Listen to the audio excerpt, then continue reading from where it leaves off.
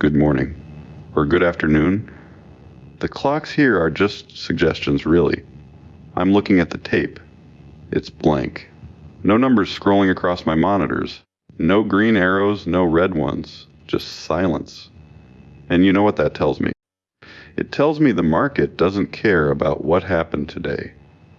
The market is a machine that only speaks in dollars and cents.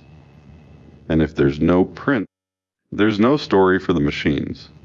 But there is a story for us. There is always a story when the noise gets this loud. Let's start with the ghosts.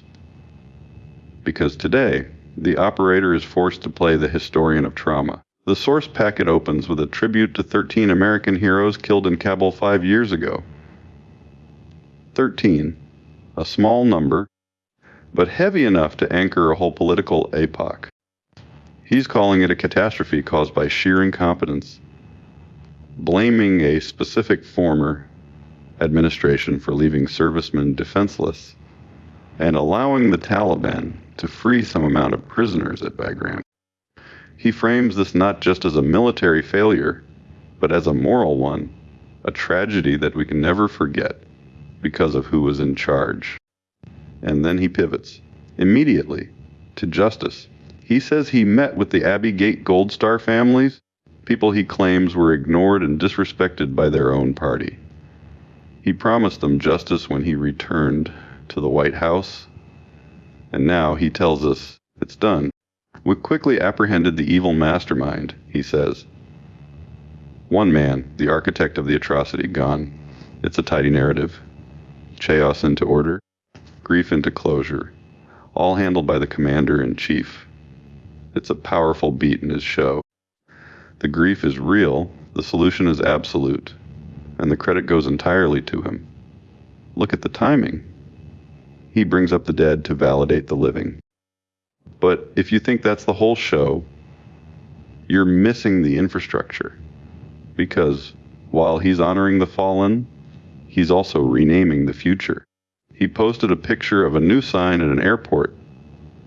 President Donald J. Trump International Airport, shining bright at night. And another post about an I-95 exit sign in Palm Beach changing to match. It's not just naming rights, it's cartography.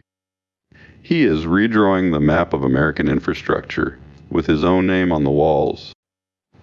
It's a monument made of steel and light, welcoming travelers who are being told that this place, this airport, this exit, this nation is now defined by him. And speaking of names and lists, he didn't forget the dead in entertainment. He took time out of his day to talk about Roger Clemens. 35 some number games, 7 Cy Young Awards, a record by 3! He's furious that Clemens isn't in Cooperstown blaming jealous people, and the commissioner for waiting until Pete Rose died before approving him. It's a bizarre tangent, but it fits the theme. He sees himself as the arbiter of who gets to be great and who gets left out. He's the gatekeeper of glory, whether it's on the mound or on the battlefield. Then there are the policies. He shared a link about the White House ditching all outdated climate nightmares for real-world policy. Real world, he says, is what he delivers. He's toting school choice in the Rose Garden, manufacturing investments in Ohio with J.D. Vance, and an economic offensive against Iran with Scott Bessent. Bessent is telling us Iran's leadership is panicking, that they're vowing to sever every economic lifeline. It's a narrative of total dominance. We are hitting them where it hurts. The economy, the oil, the lifelines. And he's using that pressure to justify the very sanctions and military posturing he's been preaching about. But here is where the moral urgency kicks in, and where I have to look at the tape again. The tape is still empty, but the packet is full of who gets to participate. He posted a graphic about the Save America ACT, and he's very clear about what it does. All voters must show photo ID, proof of citizenship. He frames this not as a regulation, but as a defense against cheating, against criminal illegal aliens. He says every Democrat voted a no to this. He paints the opposition not just as political rivals, but as enemies of the vote itself. People who want to cheat. And he's backing that up with law. He shared headlines about the Supreme Court delivering a major election integrity victory, and the DOJ's Civil Rights Division continuing its offensive on voter rolls. Harmeet Dillon is mentioned. The machinery of the state is being turned inward toward the ballot box to ensure only the right people are voting. It's a massive shift. He's not just winning elections, he's securing them by redefining who is eligible to cast a ballot. And he's doing it while naming airports after himself and honoring the heroes who died in a war he says was botched by his predecessor. There's a contradiction here, or maybe just a layering of power. He's protecting the voters from fraud, while simultaneously claiming to have delivered justice for the families of those killed by terrorism. He's cleaning up parks, posting before and after photos of Meridian Hill Park, showing it transformed from a place of homeless camps and drug addicts to one full of families. He's lowering flags for Dolly Parton, because never been anyone like her. He's honoring the military, the victims, the voters, and the icons, all at once. It's a curated reality. Every image, every headline, every post is a brick in a wall that says, I am the only one who can fix it, name it, and honor it. And yet, the tape remains silent, no market move, no financial reaction to the renaming of airports or the sanctions on Iran or the voting laws. Why? Because markets are lazy. They react to earnings, to interest rates, to supply chains. They don't react to glory. They don't react to legacy. They don't care if you're a hero or a villain. They only care if you're profitable. And right now, the profit centers aren't talking. The silence is deafening. It means the real work, the boring, unsexy work of capital, is happening elsewhere, in the dark, while we watch the parade. He's also pointing out who fell by the wayside politically.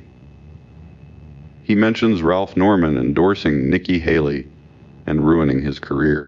He endorses Mike LePetri in New York, calling his opponent tax increasing, soft on crime. He backs two underdogs in South Carolina and Oklahoma who both won. He's the kingmaker. He decides who rises and who falls, and he does it with a flat hand and a bold claim. They both won. 2 victories. Proof of his power. It's not just about policy, it's about control. The narrative, the votes, the laws, the names on the signs. But look at the images he posted. Not just the flags and the airports. Look at the list of top 150 victories for people of faith.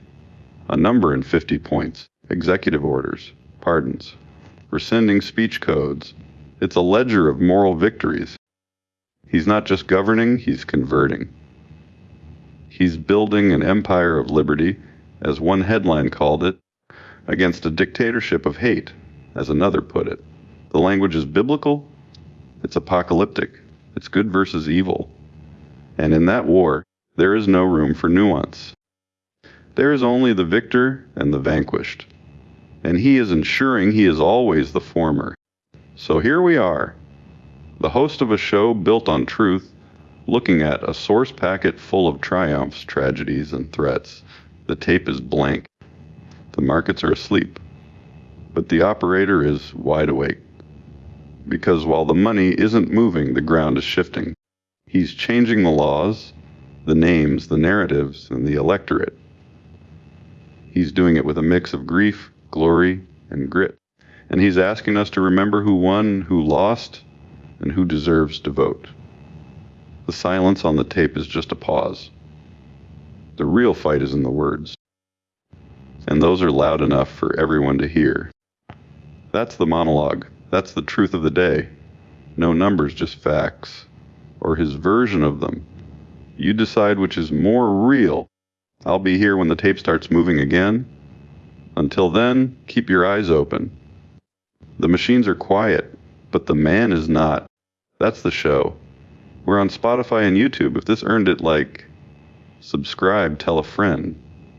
And housekeeping. The machine that writes this gets tuned constantly for cleaner news. The numbers are real, the jokes are not.